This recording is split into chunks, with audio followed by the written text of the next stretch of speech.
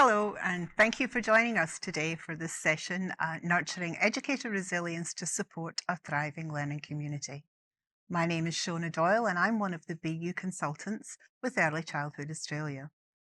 I've worked in many different settings of education and care, and today I am the facilitator for this session. Joining me today are Alisha Kelly and Elvia Downs, as you have already heard from Jerry. We were supposed to have another two, but unfortunately circumstances beyond our control and their control has meant that Sarah Wilcox and Adam Darcey can't join us today. So today this session is going to explore how educator wellbeing goes beyond self-care and becomes embedded across everything that we do in an early years setting. We hope that this session allows you some space to reflect, can also affirm some of the work that's been going on in your learning community, and perhaps spark some further actions that can be taken. It might even give you a different way to look at your educator wellbeing practice and think about all the factors that contribute to educator wellbeing within your setting. We will be listening to the stories of an approach taken by our participants today, as stories are powerful and really relate to what is possible in an early year setting. Taken from real life examples of a different research project, which began from two different perspectives to provide a whole of community support for all. I'd just like to say that sometimes when we're talking about mental health, that unexpected feelings can arise for you. Please reach out to someone that you can trust. And also there are some some chat lines and helplines being put into the chat for you. Please feel free to use them as well. If you're sharing in the chat, please make sure you de-identify to protect people's anonymity. And let's sit back and enjoy the session. First of all, we'd like to acknowledge the country that we're sitting on today. And I acknowledge that we are meeting on the lands of the Turrbal and Jagera peoples of Meanjin. We're currently sitting on the north shore of Miwar, the river also known as the Brown Snake, and I respectfully ask that my presence be excused on these lands, knowing that sovereignty was never ceded. We pay our respects to elders past and present, for they hold the knowledge of many generations to pass to our children, and we acknowledge them as the traditional custodians of the lands and waterways of this country and the countries beyond. I'd also like to acknowledge any First Nations people joining us online today and extend my respects to you also. As we have people joining us from all over the country. It would be wonderful if you could share your own acknowledgement by putting the name of the country that you are on in the chat and perhaps even using language. So today's session, we're going to unpack what does educator wellbeing mean? Why and how different aspects of our service contribute to educator wellbeing, and how other community supports can be embedded in our practice. How to lead and demonstrate resilience, and also to discover what is right for you, what is right for us, and some practical steps that learning communities can take towards building a thriving workplace, hopefully from the examples that are going to be shared today. So before we start, we'd like to do a little poll. And we want to really look at where you feel you're sitting at the moment. So are you exploring ways in which to extend your knowledge of ways to support educators look after their own well-being? Are you already embedding strategies to support well-being and mental health to trial and use in your service? Are you sustaining the ways that you have chosen to implement well-being? So please vote in the poll and give us an idea of where you feel that you may be sitting at the moment. So definitely exploring ways in which to extend our knowledge of ways to support educator well-being, but still not confident. And perhaps sometimes being not confident is a good place to be because it means that you will continue to try different things. But hopefully, that embedding strategies to support our well-being is actually coming up there as well. Yep, so 65% exploring ways in which to extend our knowledge and ways to support educator well-being, but still not confident. Okay, thank you so much for sharing that with us today. So without further ado, I'd like to introduce Elvia Downs and Alisha Kelly. So Elvia is an early childhood teacher of 20 years experience in standalone C&K kindergartens and long daycare settings. She began as a junior kindy teacher and worked her way to preschool teacher assistant director and kindy teacher stroke director. Elvia currently works as a teacher and educational leader for C&K Acacia Ridge Community Kindergarten.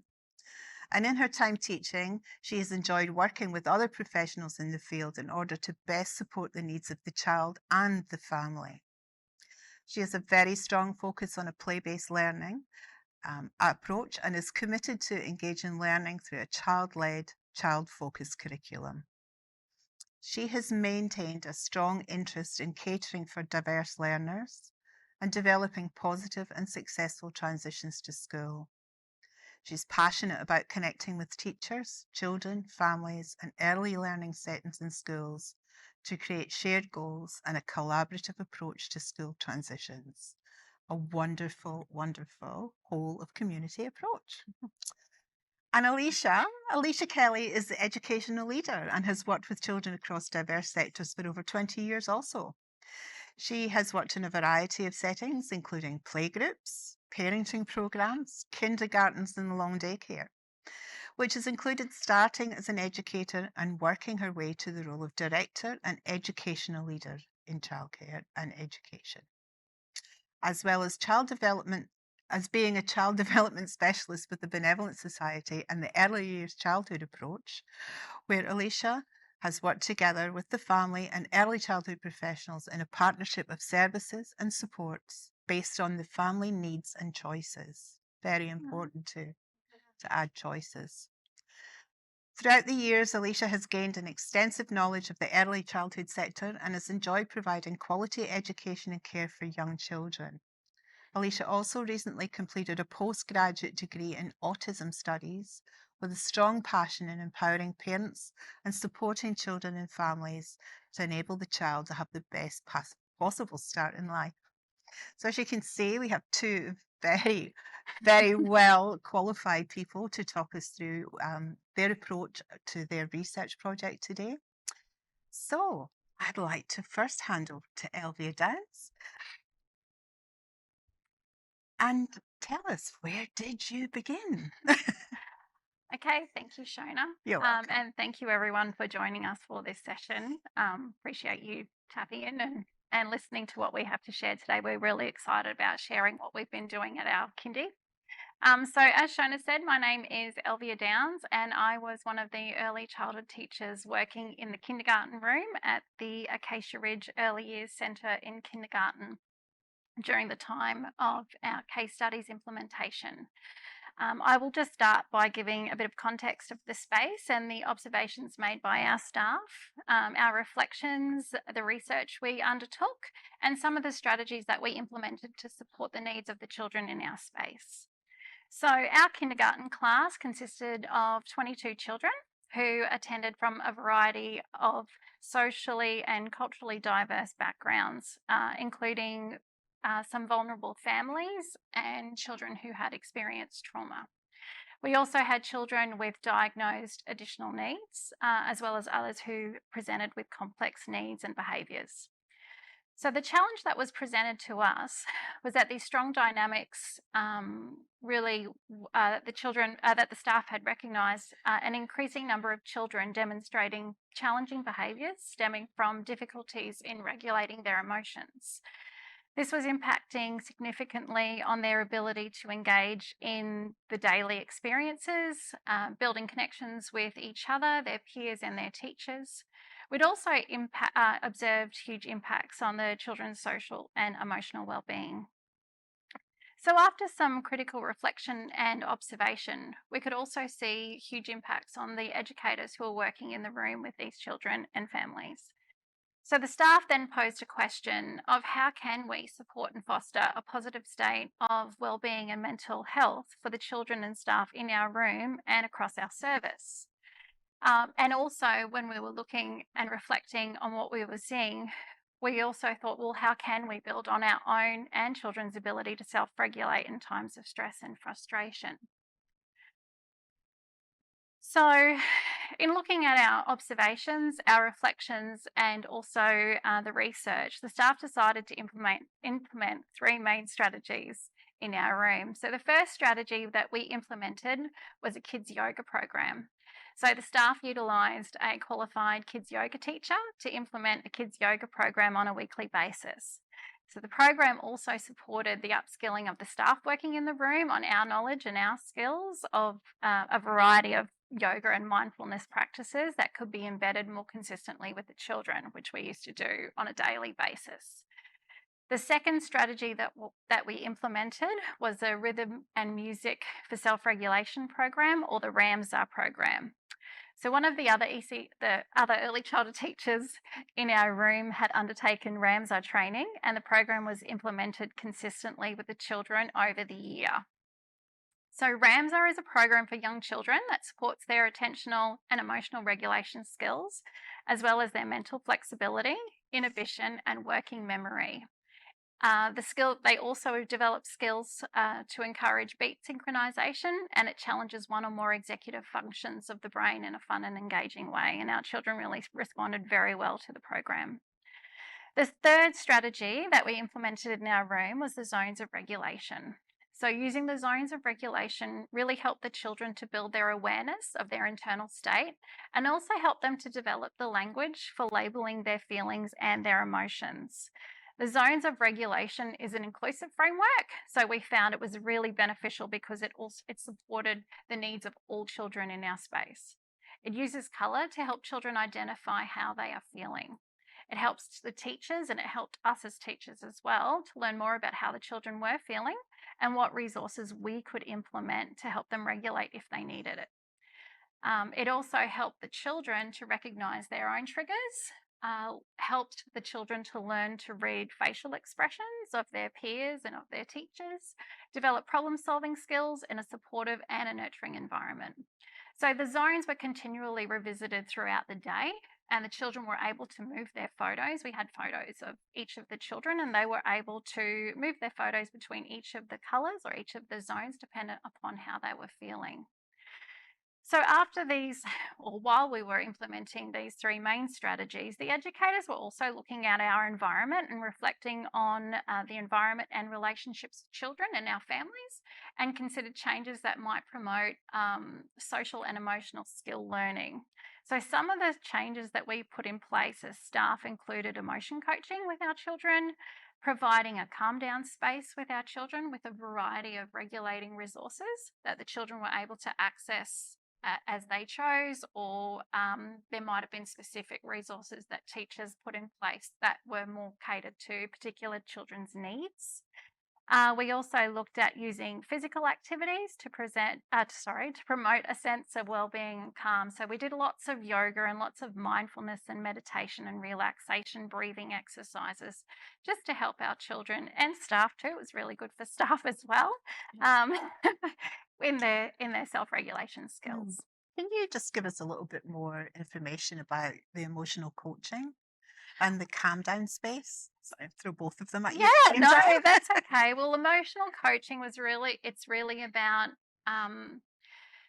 helping children, because children don't innately know how to self-regulate. So often, as children come into our spaces, we really work as co-regulators when they're going through those emotional periods in their life. So whether they're having a meltdown or whatever's going on for them, it's really helping. It's using the staff and our skills and us keeping calm and us working with those children in a co-regulating capacity to help coach them through them understanding their emotions, and then how they can help to self-regulate, what sort of resources they might need to help self-regulate, and then sort of working as a team with the child to help them calm down. So I guess we were using that emotion coaching as well as that calm down area. There was a whole space in our room. And so our calm down space, we had, a small little enclosed area. Ours was a tent, but we changed it out depending on the needs of the children. One of our children particularly really loved to be in a box, so we used to have a special box that we painted and had little glow-in-the-dark stars and scarves, and he used to like to hide in there in those times when he needed to have some space. We had a couch. We have all the emotional, the zones of regulation posters on the wall. We have visuals for breathing and calm down strategies. We had baskets full of fidget toys, different sensory materials and tools that children could use. So we had the stretchy sock for children to be able to curl up in if they wanted to, or the brain bottles for them to use. We also had lots of emotion stories that we could sit and read with children just to help talk about those feelings that they were experiencing and helping them acknowledge it, and then working through strategies to help them calm down. Stories are very powerful to use with children, especially when you're helping them to make sense of something that they're feeling, and that absolutely fits with that emotional coaching too. You were talking about the fidget devices, and I think earlier that you actually mentioned that even when you were having group time, that if children needed something, they could take that with them and sit with the fidget toy at that time too. So we also had a basket of little fidgets or little resources and tools, because different fidgets worked for different children. Our group time mat, was the pattern on it was squared, because we also had a lot of children who liked to sit in defined areas, and they found that other children in their space was very challenging. So having those particular squares of different colours where children were able to have their own defined area to sit also helped them connect and engage. We had rockers for some children who had trouble sitting themselves on the mat, so that was sort of helped to support their engagement in group time. Or little wobble cushions, which one particular little man used to love. At the front, he'd pop his wobble cushion and his little fidget, and he was good to go. So it really depends on the needs of the children. So yeah, absolutely, for group time it was excellent to help encourage that engagement. Beautiful. And these are some of the benefits that you found. Yeah, so after implementing these 3 strategies, probably the main benefits that we observed in our space was definitely a stronger connection between our staff and the way that staff worked with each other and with our children. Stronger relationships and connections with our children and with our families. We also had a greater understanding of the needs and the challenges of the children and families in our room, because you really have to have those deep conversations to be able to help work with those families and children and help develop those self-regulation skills.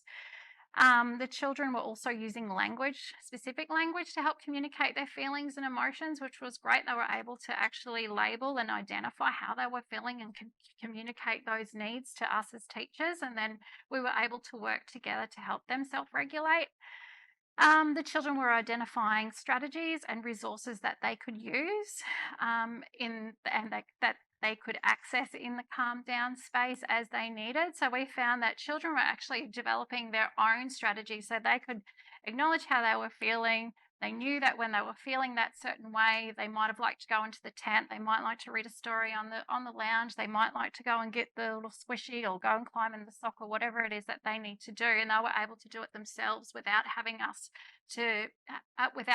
educators to have to continue to coach them through that. They were actually able to take responsibility for that themselves, which was a huge progress for us to see. Children were also responding to visual representations. We have lots of visuals in our space, visual routines. We also, all the staff had little visual lanyards that we used to wear that were all consistent visuals, but that we used to use with the children, consistent language as well. So that really helped to support their transitions throughout the day, and knowing what was going to be happening next, and sort of You said there was visual representations of the feelings and emotions as well. But so we were able to, when children were having these challenges, or they might have been having a meltdown or upset about something, or expressing lots of anger, then you were able to sort of show them the visual and say, I can see that you're feeling really angry right now, and sort of move through those conversations with them. And definitely having that staff approach where we were using the same visuals, the same language, really helped to build that consistency for the children. So, which was really beneficial, we found.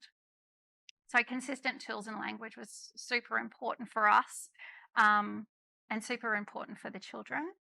The educators also were having greater success in encouraging the children to engage and connect with the program, which I guess originally was why, we were trying to implement these strategies in the first place, was really helping them through those, developing those self-regulation skills, and then hopefully encouraging that engagement and connection with the program.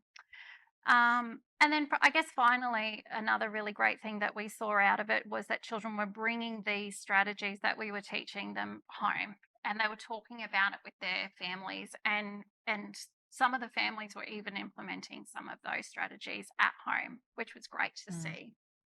And Elvia, you shared a story with me earlier about the children reflecting the language you use back to them, about the bucket. Filling our bucket. Yeah. Can you yes. tell us that one? Because I just thought that was lovely. Yeah.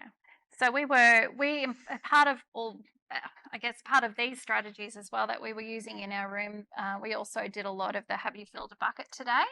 and used that story as a basis for a sort of social development program that we were using with our children, and try and encourage kindness, that sense of kindness, and that feeling of what we can do to help fill each other's buckets, and ways or things that we do that empty each other's buckets. And so what we were finding is that using that language, and that all the staff were using that language together, that the children were actually then in talking with each other if they were having social conflicts or whatever, they would be saying, well, such is emptying my bucket, or things like that. So they were really implementing the language from the story, and the language that we were using consistently with them, even with each other and in their play, and even at home. And we found that book specifically actually are a really amazing tool to use with children, in terms of building those really positive social connections with each other. And it just shows that what you do with children matters, and what you role model to children really matters, because they soak it all in. They do. Absolutely do. Oh, thank you so much. So we had a supported approach, Alisha, and we were supported by research, by BU, and by each other. Would you like to expand on that for us? Yeah, thank you. So just extending on what Elvia has been talking about, obviously we know that with the impacts and challenges that we notice in the children, there are certainly impacts and challenges for the educators as well.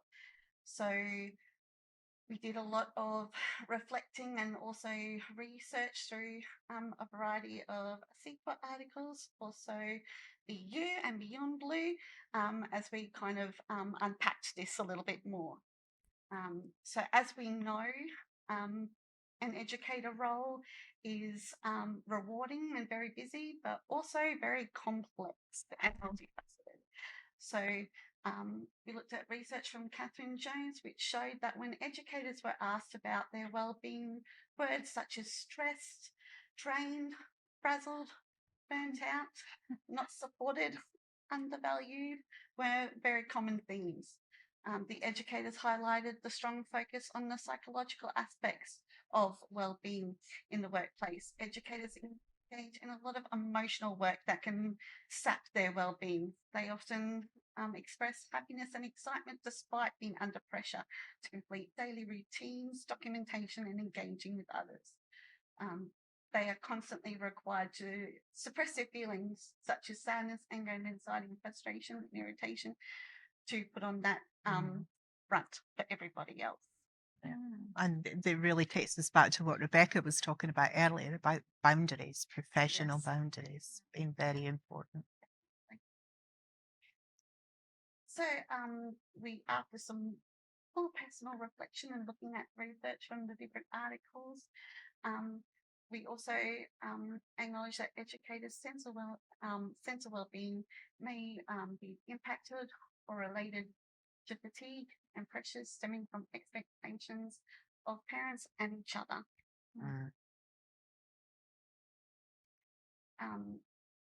Educators could also be impacted based on the feelings of being undervalued as professionals, time pressures and workload, having to wear many hats and taking on many different roles and challenges within our daily job, and managing behavioural issues, parental expectations, and diverse perspectives within such a large team that you often find in our sector, and unsupported working environments. Mm. And one of the big impacts too is the context of the service, such as the socioeconomic and cultural backgrounds. And something that's been very big over the last few years is global impacts, so such as COVID and natural disasters such as flooding. Yeah, you yourself had flooding, didn't you? Yeah. We should. Yeah. Yeah. And So it wasn't just the families that were affected, it was the service, the educators. That's Yeah. right. You know, it was still going on for you as educators while the families were being affected too. Yeah. Yes. Well, there were also educators who were from flood affected areas who Mm. couldn't get to work. Yes. So there was lots of stresses around for families and for educators too. And I do know that, you know, your service sits alongside the family centre, the Benevolent Family Centre, so you would have some support from there, but then again, they would be affected too. That's right. And you're also in an area that has lots of children from culturally and linguistically diverse backgrounds who have had refugee backgrounds, or they are asylum seekers, because that's one of the areas where there are services that can wrap around and support those families. But Yeah. so yes, it was a time of impact. Yes, definitely. So where are you in your journey this far? Well, some of the outcomes and benefits and things moving forward that we noticed is staff being so much more supportive of each other and being more responsive to each other. And really, it has really supported in the development of rich, respectful relationships, and really created that shared language around well-being and modelling and prioritising of self-care, and encouraging others to look after themselves as well. And the educators feeling more supported and developed more confidence in their strategies, in their ability to express, regulate, and walk through their emotions, experiences, and challenges. And also positive impact on the level of staff absences, and it definitely has helped with staff retention as well. Because as we know, well-being definitely incorporates both physical and psychological aspects. It's so much more than self-care, and is central to belonging, being, and becoming. Without a strong sense of well-being, it is difficult to have a sense of belonging, to trust others and feel confident in being, and to optimistically engage in experience and contribute to becoming.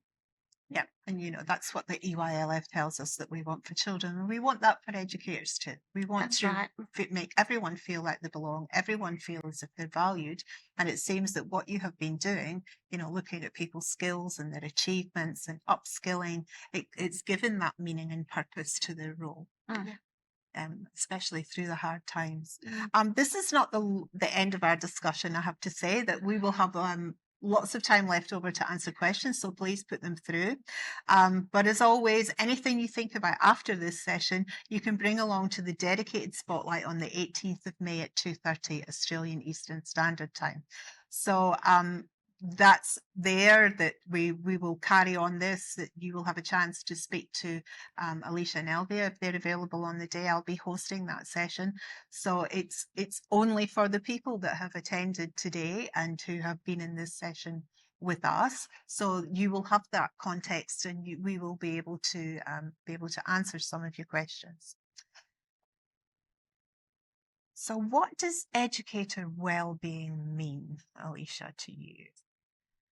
Well, firstly, it's important to understand the elements that can influence an educator's sense of well-being. The concepts of well-being is holistic and involves both psychological and physiological components.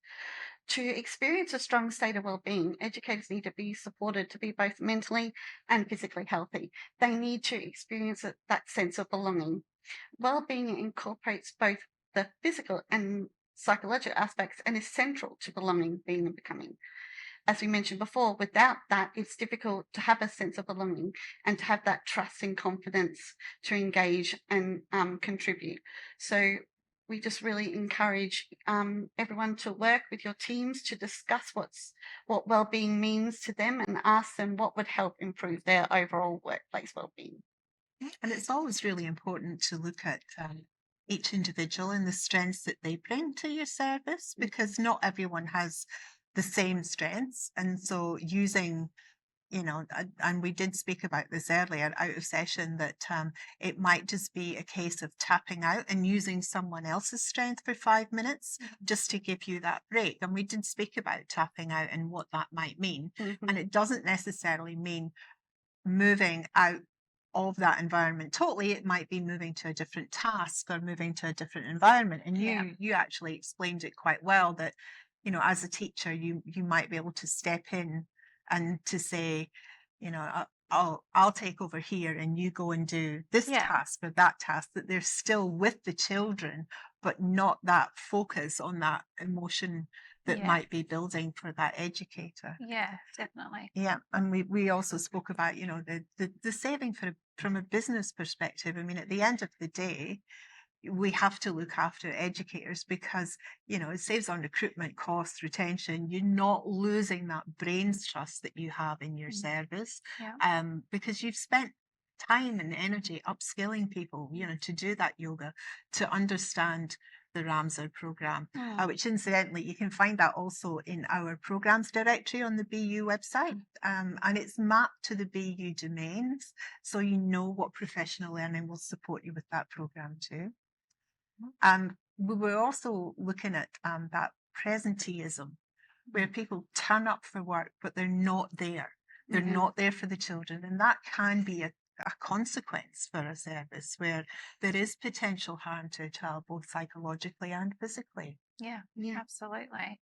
And children come in, especially in our context of our work, as we were discussing earlier as well, where they might be coming from a trauma background themselves, and so they're really looking for that responsible person and that safe place to be. And so as educators, we actually need to be available and really emotionally available to help support and be with those children. And if our well-being's not being looked after or not being attended, or that really does impact on our work with our children and with our families, but really with our children.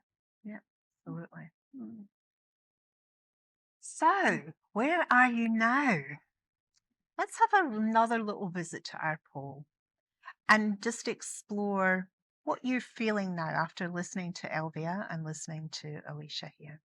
So are you still exploring ways to extend, or do you feel that you're embedding strategies to support your well-being and mental health? Or are you sustaining the ways you have chosen? I think we're still going to be exploring ways, because I think you have just given people some amazing ideas about what to do in their service that they might not have thought about as being part of educator well-being. They might have just thought of it as being part of childcare, the child well-being. Yeah, it's gone up. Still. It's still there. It's still one of the highest ones. Yeah.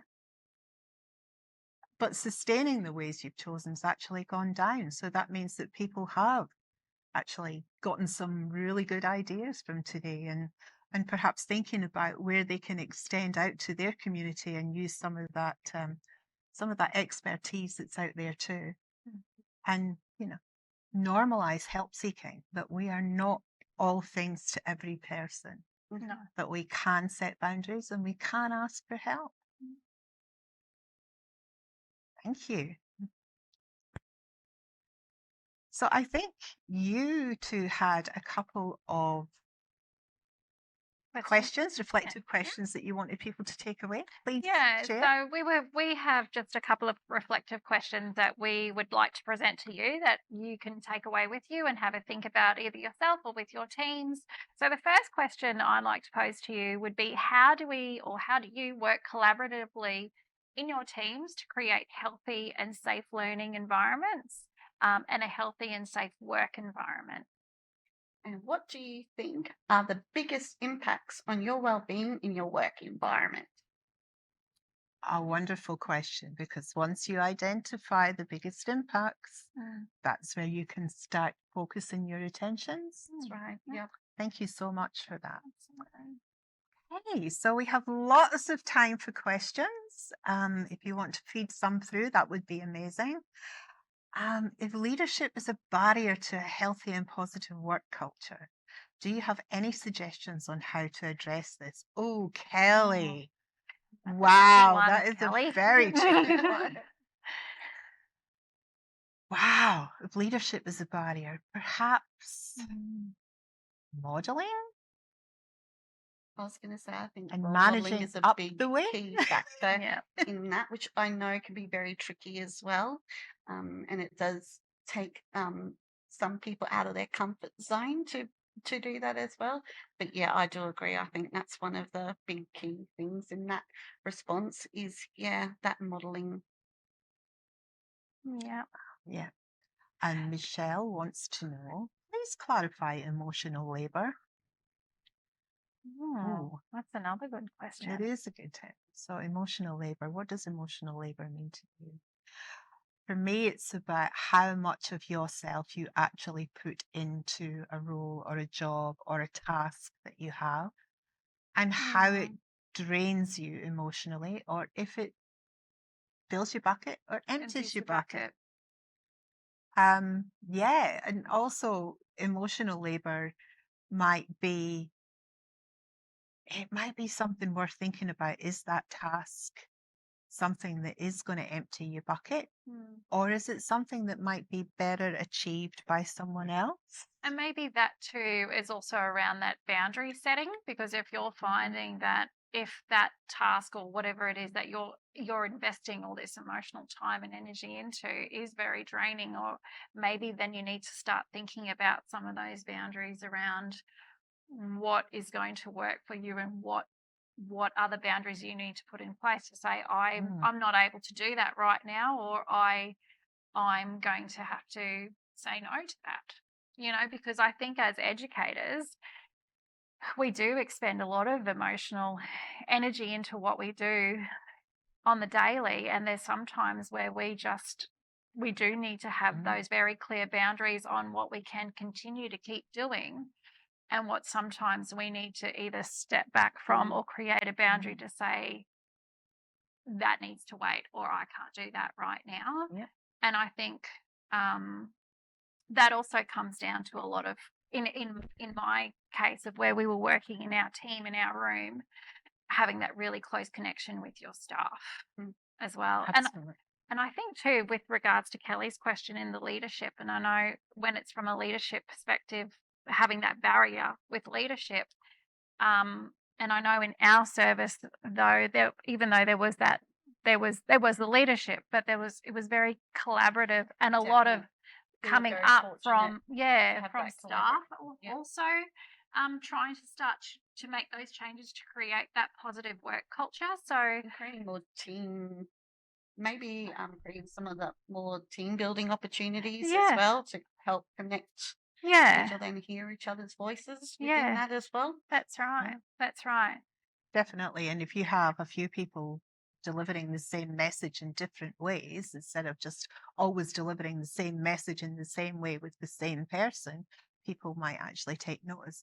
But I wanted to actually follow up on what you were saying, that, that emotional labor, that sometimes you just have to stop. And there's a really good protective factor that educators can use when they're looking at their professional boundaries, is that stop, reflect, act framework, where you stop and you don't have to have that answer or that solution straight away, and that you take time to reflect on it. And, is it my role? What can I do about it? Is it going to be too emotionally draining? Is it something I can do right now? And if it's not, you get back to that person and say you can't. But that's your action, is to say, I will get back to you at this time, and you do it. But it doesn't necessarily mean that you have to take on everyone else's things. Which brings me to another question, which was, how do you as leaders in an organization look after your own well-being at times like that? Because you're looking out for the team, you're putting these strategies in place, you're organising people to come in and do the training. Yeah. How do you look after yourself at that I would point in have time? to say, going back to what we've talked about earlier, was the importance of tapping out. And it doesn't necessarily have to be from the environment itself, but from the situation. Just giving yourself time and knowing and creating that culture that knows it's okay to ask for help. Yeah. And also definitely establishing those professional boundaries is also really important too. And I think in the context of educators in the space as well, when you're working with lots of challenging behaviours, or there's just a challenging context within your room, having those opportunities to tap in and out is really important. Also building those really strong connections and relationships with your staff members, so you can have those conversations really openly with each other. So communication is really key. Having a collaborative approach to strategies that you're using with children and families. And then I also think when you are struggling in those spaces, having those supportive leadership people that you can go to say, this is where I'm having a struggle, this is the support I think we need to have in place. Because if you feel like you're having that support from the leadership perspective, that also helps to support your mental well-being and your feelings in that space when you're working with children. But I also found doing all the mindfulness and yoga and meditation with the children is also really good for us as well, because that helps. Because you're role modeling to the children how this benefits them, but it also benefits you. Yeah. So And it is shown that, when you do mindfulness and you do some of these yoga and things like that, that it actually expands your window of tolerance. So you're not becoming that hypo-aroused person that just has lost hope and doesn't want to do anything, or you're not that hyper-aroused running about and being that person that wants to do everything and it has to be done now and it has to be done right. So it's just and we've got another. It's not a question. It says, I can just imagine how educators were devoted to supporting children. And now I've lost it. The message disappeared. But I think that's okay. Can I just also say something about that? In terms of supporting your own well-being, I think also it's really important to take each day as it comes, and to be able to, if it's one of those really challenging, difficult days, making sure that you leave it in that day and start afresh the next day, and really keep your purpose in mind on what you're doing and how you're working with the children, and try and keep that real positive growth mindset is really important. Because once you start to become quite negative, and it's very hard when you're in that in that situation where you're feeling really stressed and burnt out, and I understand that, but you really having that positive mind frame is really super, super important moving forward. And that definitely answers Hi's question of how educators were reassured for their educator resilience. That taking one day at a time, and that going in with and recognizing that you go in as a whole person, not you don't leave a pile of stuff that's happened at home at the door and pick it up on the way out, that it does actually pull you into work. But also going on that question as well, and it just says but I'm wondering, how did you support the team, the staff going through the process? Everyone in our space had come from very different points of view and very different sort of experience levels, training levels, resilience levels, backgrounds, the way that they work with children. So having that team is really, really important. But it's also, and once you build those connections with your staff, it's understanding where they're going to struggle or where their challenges are. So where something might be triggering for a staff member, and that if that child's going to go into one of those scenarios where they might become really violent or whatever, and that's going to become triggering for that staff member, that's then your time to tap in and out. And it's building that relationship and rapport with them to go, this is really hard for me, or I need to step out of this. Can you step in, or I will step in? So you really, it is about, you've really got to start with a staff approach first, because today you might say, we're working with this child and we did this and this didn't work at all. So Thank what are we you. going to do about it tomorrow? Thank you so much for running out. Please join us for the follow-up session.